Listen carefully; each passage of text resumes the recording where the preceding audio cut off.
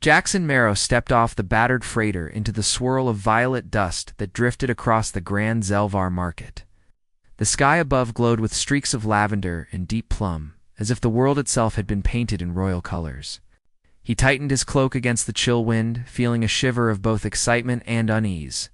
Traders from 100 star systems called out their wares, crystalline artifacts that hummed with hidden power, silken fabrics that shifted color like chameleons, and jars of glowing spices that promised tastes of distant worlds.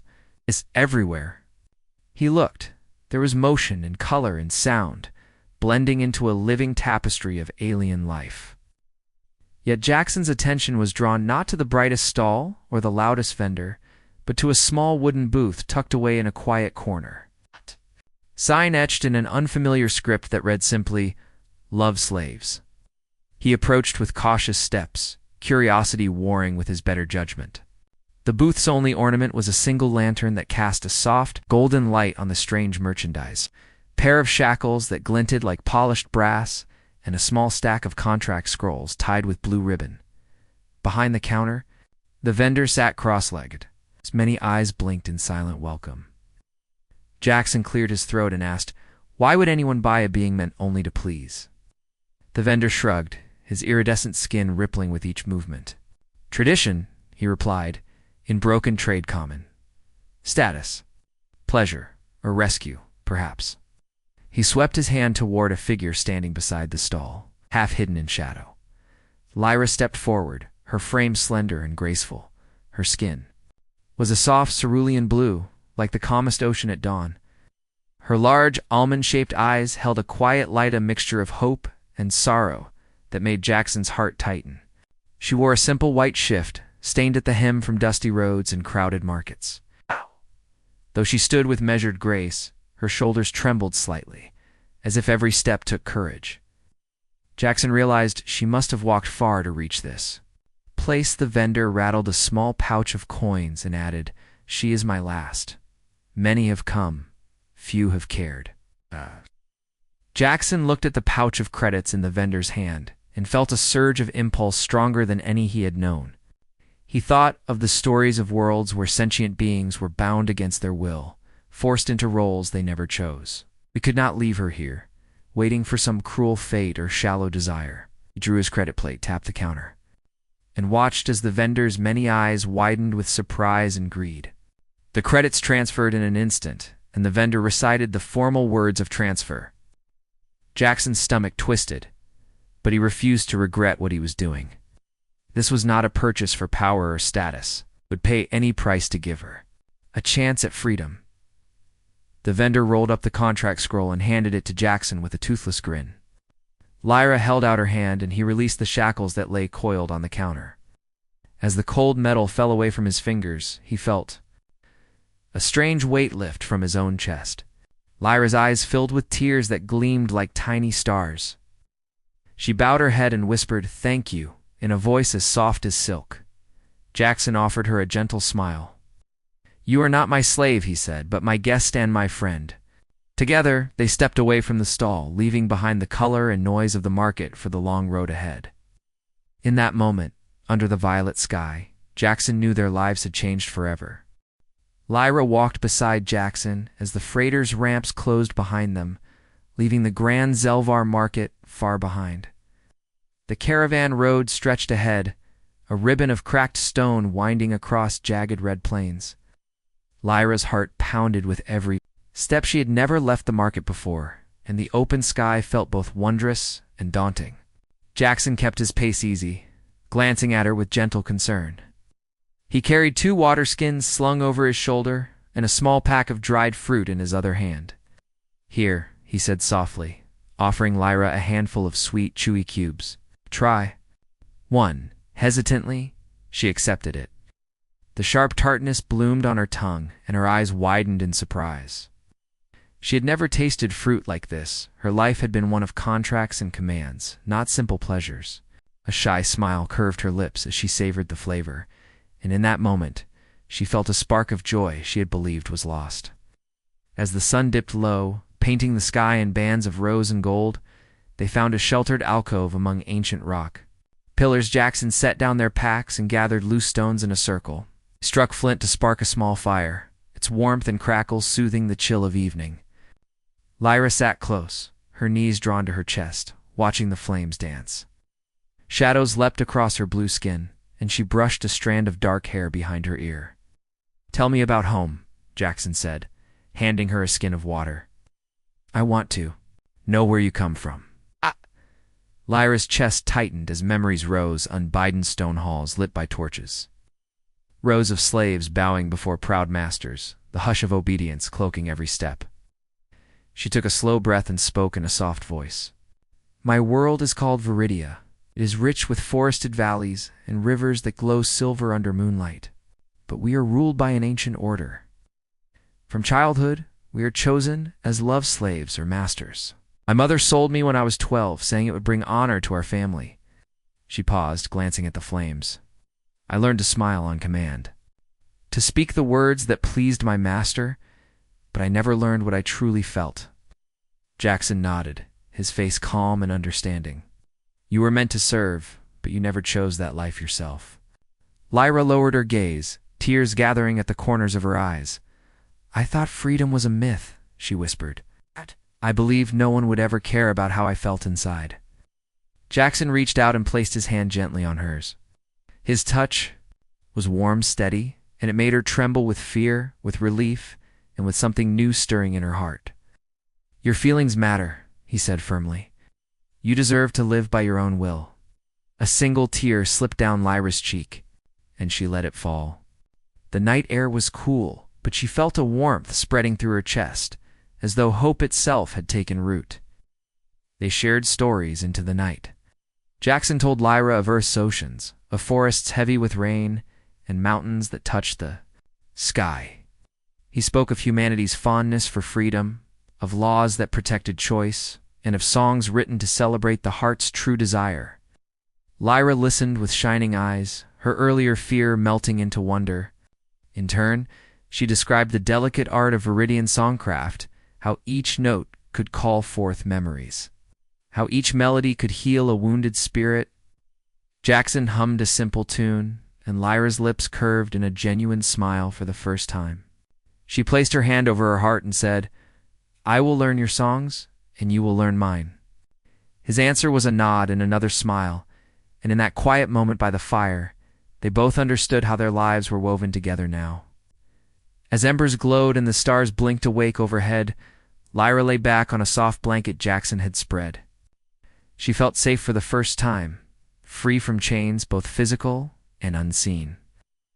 Jackson watched the sky, then turned to her and asked, "Does it feel strange to be free?" Lyra closed her eyes and let the night breeze brush her face. "Strange, yes," she admitted, "but beautiful. I feel as if I'm breathing for the first time." Jackson smiled, his heart full. "We have a long road ahead," he said.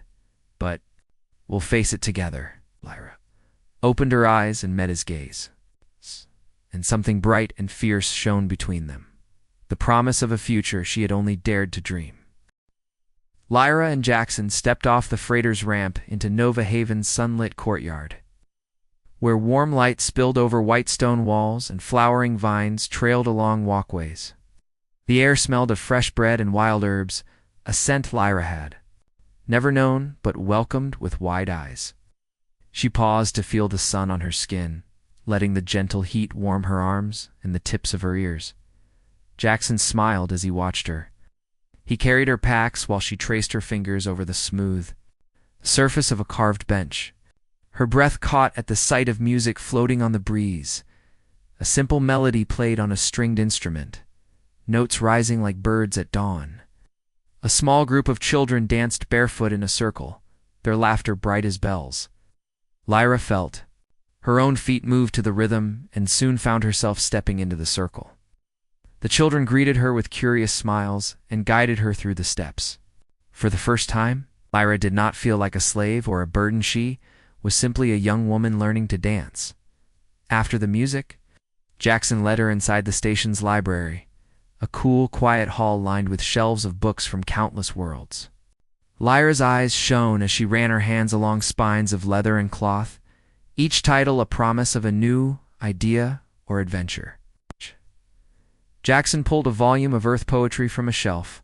He opened to a page with simple verses about hope and freedom and read aloud in clear, gentle tones. Lyra listened to the words and felt them settle in her heart like seeds. She found a comfortable chair by a window and began to read on her own, stumbling over unfamiliar words, but smiling at each discovery. When she closed the book, she looked at Jackson with tears of wonder.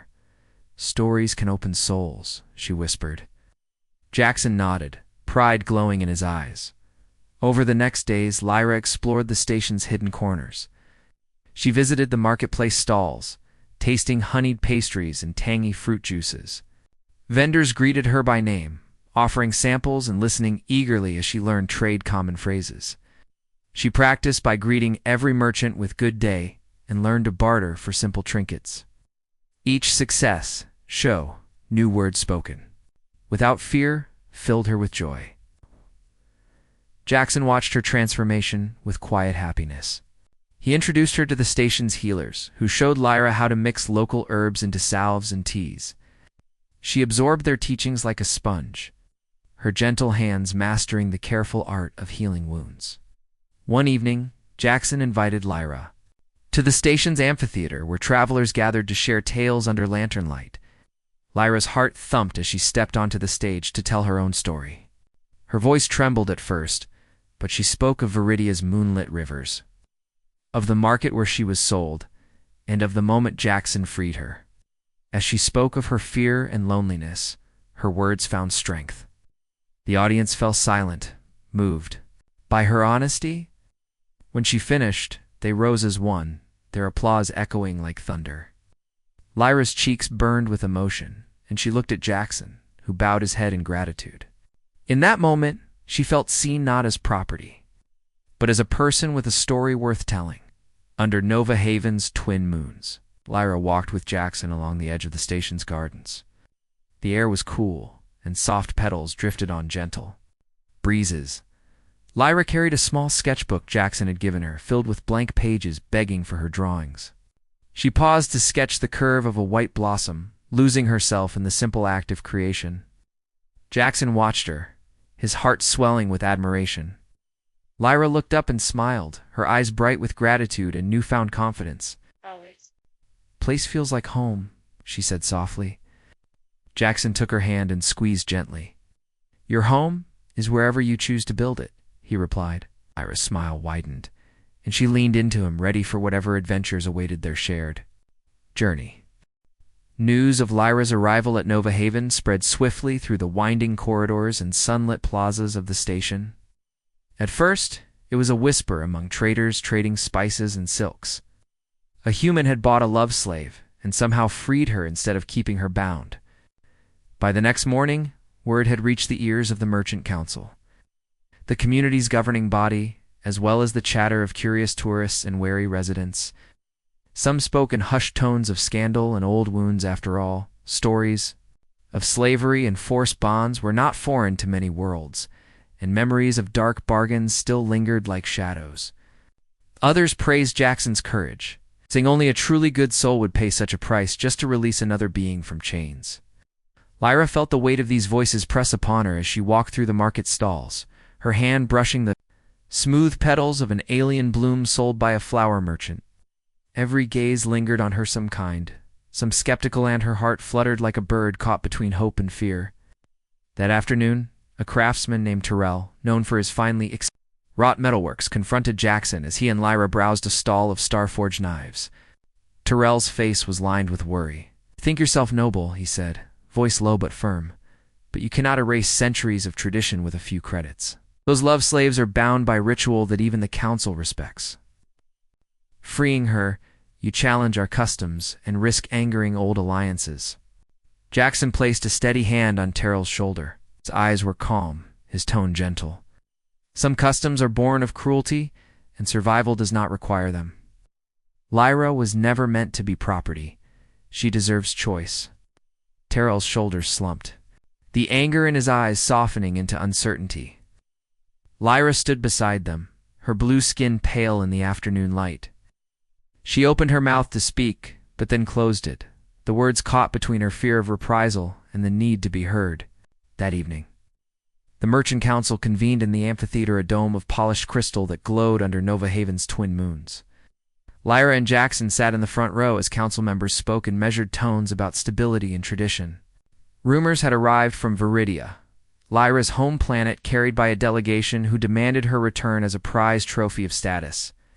The council weighed the risk of diplomatic fallout against the appeals of progress and compassion.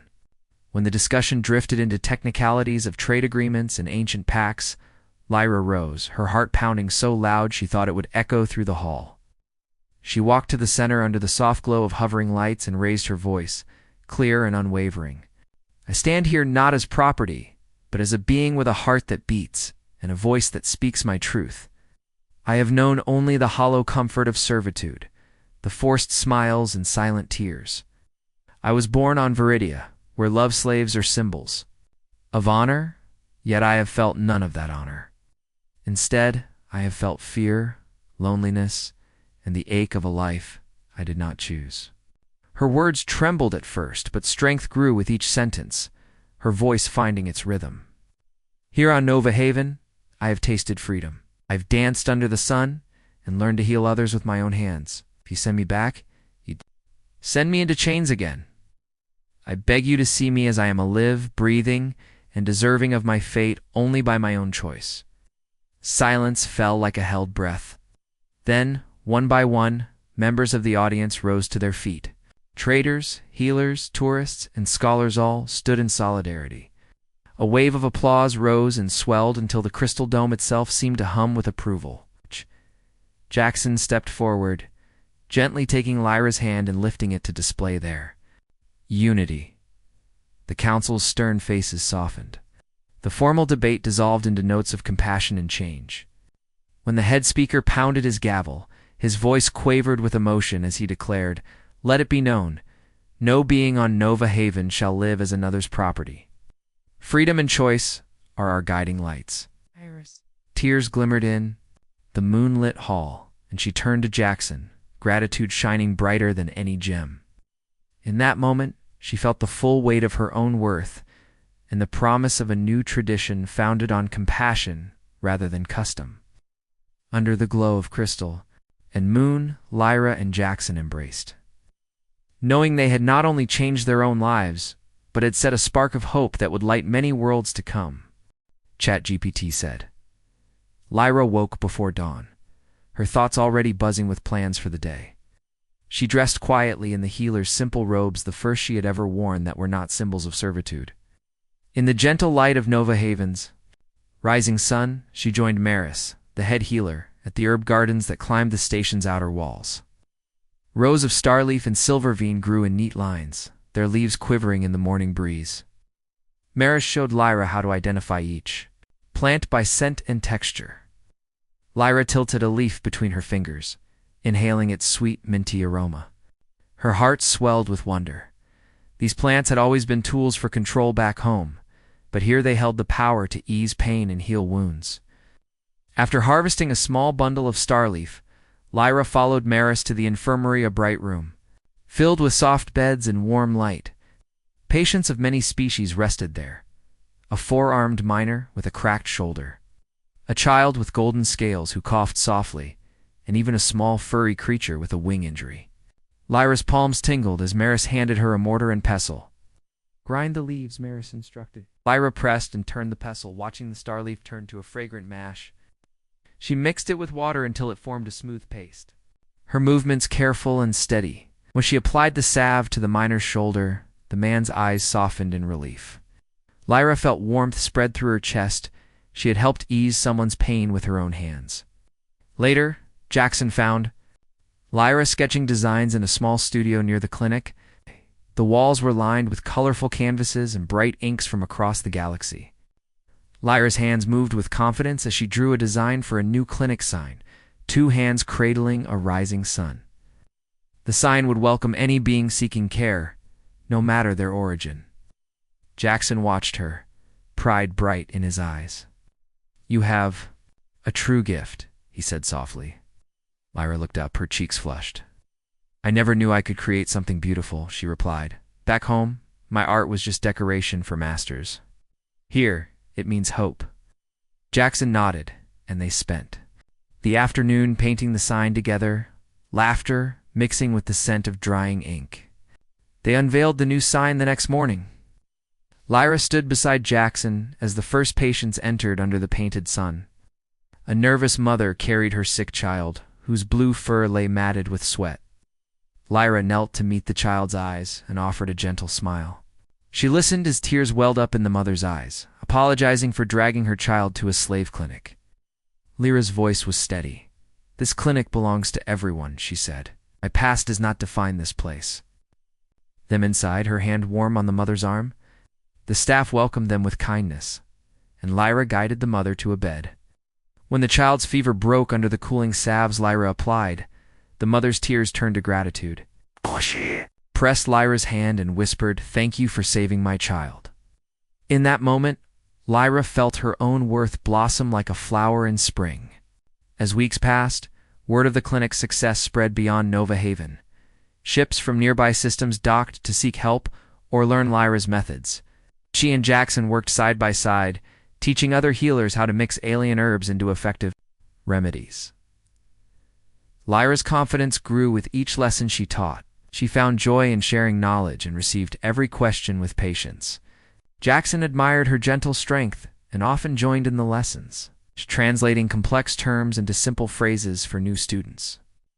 Together, they built a team that cared for hundreds, offering hope where it had once been lost. One evening under the violet sky, Lyra and Jackson stood outside the clinic, watching lanterns glow along the walkways. Lyra traced the lines of their sign, its painted sun bright against the dark walls. "We have come far," she said, leaning against Jackson's shoulder. He slipped his arm around her and kissed her temple. "And we will go farther," he whispered. Lyra closed her eyes, imagining fleets of ships carrying relief to distant worlds, lives changed by compassion. The night air carried the scent of starleaf and promise. Lyra's heart brimmed with a new song, one of purpose and freedom. In that moment, she knew she had found her true calling, not as a token of status, but as a healer and creator of hope for all. ChatGPT said. Lyra stood at the clinic's entrance as dawn's pale light crept across Nova Haven, the twin suns rising like watchful guardians. Her thoughts raced with the news she had received just before sunrise. An emissary from Viridia had arrived bearing gilded offerings and demands for her return. Her pulse thundered in her ears as she turned to Jackson, who met her eyes with steady calm. He offered a gentle nod, his faith in her unwavering. Together, they stepped toward the docking bay, where the Viridian envoy waited beneath banners of deep emerald and silver. The envoy's armor gleamed, and his expression held the pride of a world accustomed to taking what it desired. The envoy bowed low, his voice rich with formal courtesy. "Daughter of Viridia, you are called home to fulfill your sacred role," he intoned, gesturing to a chest of rare gems and honored scrolls. Lyra's breath caught at the sight. Each gem was worth a fortune, each scroll a record of her status. She felt both the weight of her past and the lure of honor press upon her. The envoy continued, "Your obedience brings glory to your family and our empire. Return now, and you shall be celebrated." Behind him, Viridian soldiers stood at attention, their weapons silent but ready. The station's citizens paused in their work, curiosity and tension rippling through the crowd. Lyra drew a steadying breath and raised her chin. The gems at her feet glinted seductively, yet her heart no longer belonged to tradition. She glanced at Jackson, whose hand found hers in quiet support. His warmth reminded her of the freedom she had fought for, the lives she had touched, and the spirit she now carried. The envoy's gaze flicked between them, impatience flaring. He demanded, "Will you return?" Lyra's voice emerged soft but resolute. "I cannot go back to being a token," she said, her words echoing across the docking bay. "I belong to no one but myself." A murmur ran through the onlookers, shock, admiration, relief. The envoy's face hardened, but Jackson stepped forward. Placing himself between Lyra and the armored delegation, "She is free," he said firmly. "Viridia may claim tradition, but Nova Haven claims her choice. She will not be taken." His words carried the weight of law and compassion. For a moment, the envoy's eyes flashed with anger and disbelief. But the Viridian soldiers hesitated, uncertain under the gaze of Nova Haven's citizens who had gathered behind Lyra and Jackson healers. Merchants, travelers, and children whose lives she had brightened. The envoy's voice dropped, edged with bitter respect. "So be it," he murmured, stepping back. "May our paths never cross again." With a final curt bow, he signaled his retinue to depart. As the delegation boarded their vessel, Lyra exhaled, her knees weak, but her spirit soaring. Jackson drew her close, his arm a firm cradle around her shoulders. Tears of relief and pride glistened in her eyes as she realized the full meaning of her choice. She had not only rejected a life of bondage, she had defended her freedom before. The emissaries of her own world, around them, the citizens of Nova Haven cheered, their voices rising in celebration of her courage. Lyra lifted her face to the twin suns, feeling their warmth like a benediction. That evening, Lyra and Jackson returned to the herb gardens where their journey had deepened. The sky blushed with sunset, and starleaf blossoms unfurled their silver petals in the gentle breeze. Lyra pressed a finger to a bud, imagining it opening to reveal its healing heart. She placed a hand on Jackson's and whispered, "Today, I faced my past, and won." He smiled, brushing a strand of hair from her face. "You have given others the courage to choose," he said softly. Lyra's heart swelled as she looked around at the tranquil garden, a place where life thrived by choice, not compulsion. Under the emerging stars, Lyra knelt and scattered seeds of silver vine along the garden's edge. Each seed held the promise of growth and renewal, a living symbol of lives changed by freedom. Jackson stood beside her, watching with admiration as she planted each one with care. Together, they turned toward the future, hand in hand, knowing that wherever their path led, Lyra's choice would light the way for many more to find their own freedom and hope. Lyra stood on the observation deck of Nova Haven's command hub, her heart racing with excitement and hope. Before her lay a small fleet of relief ships, their hulls gleaming silver in the bright light of the twin suns. Each vessel carried supplies, medical teams, and volunteers ready to free and aid those still trapped in servitude across distant systems. Jackson stood beside her, his hand warm on her shoulder, and together they watched as the first ship's engines powered up with a soft hum. Lyra felt a thrill in her chest. This was more than a mission. It was the promise of a new era, one where compassion overcame cruelty. As the first relief ship lifted from its docking cradle, Lyra closed her eyes and remembered how terrified she had been at the alien market, shackled by stigma and fear. Now, she wore a simple uniform adorned only with the emblem she had designed, a rising sun cradled by two hands, and it felt like armor made from hope. She thought of every patient she had healed in the clinic, every child whose laughter had chased away her own sorrow, and every friend who had cheered her stand before the Merchant Council. Each memory was a spark that fueled her resolve. When the ship's engines flared and it began to climb, she whispered, "Go bring them freedom," as if speaking to an old companion. Jackson squeezed her hand and turned to her with a wide smile. "Your courage will fly with them?" he said softly. Lyra's lips curved in a genuine smile, her eyes shining with unshed tears. She took a steadying breath and looked up at the other ships, all lined up and ready. Volunteers waved from open airlocks, healers with satchels of starleaf salves, pilots checking navigation consoles, and engineers securing crates of food and clean water. Among them was Maris, Lyra's mentor in medicine, who raised her arms in a cheer that echoed through the deck. Lyra waved back, her heart warming like the dawn she loved so much. Below, Nova Haven's citizens gathered to watch the launch. Traders paused their sails, children climbed onto benches to get a better view, and tourists snapped holophotos, their chatter buzzing with excitement. Jackson and Lyra stepped forward onto a low platform where a chamberlain waited with a clipped recorder. By decree of Nova Haven, and in the spirit of hope, the chamberlain announced, "We send these vessels to liberate those in bondage and offer them care. May they find freedom and welcome wherever they land." A roar of approval rose from the crowd, and Lyra's chest swelled with pride. She realized that her journey from a silent slave to a symbol of compassion had become everyone's journey. As the last ship lifted off, Lyra and Jackson descended the platform steps and walked hand in hand through the cheering crowd. Their footsteps were light, as if the very ground honored their resolve. Children darted around them, waving little flags with the sun and hands emblem. A young boy, no more than 7, shyly approached Lyra and held out a small drawing. He had made a ship soaring above shackles that lay broken like fallen chains. Lyra knelt and took the drawing, her eyes misting. "This is beautiful," she whispered, and the boy beamed. Jackson watched her with admiration, knowing that her kindness would inspire many more gestures like this. Later, as the evening fell and Nova Haven glowed beneath lanterns and stars, Lyra and Jackson returned to the herb gardens. The silver vine they had planted earlier had unfurled into delicate vines that shimmered under the soft moonlight.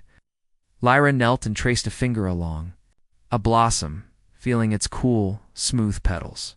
She thought of the seeds she had sown both in soil and in heart sand, realized that true freedom grew from small acts of care. Jackson brought her a cup of warm tea infused with starleaf, and she accepted it with a grateful smile. They sat together, on the garden's edge, sipping their tea in comfortable silence. Lyra rested her head on Jackson's shoulder and looked up at the night sky, where distant stars twinkled like the eyes of those they had yet to help. "We did this," she said softly, "together." Jackson wrapped his arm around her and kissed the top of her head. "Together," he echoed. Lyra closed her eyes, her heart full of joy and purpose. In that moment, she knew their story would continue beyond the clinic, beyond Nova Haven, and into every corner of the galaxy. As the twin moons cast gentle light over the garden, Lyra felt a peaceful certainty. Freedom, once given, would always find a way to blossom.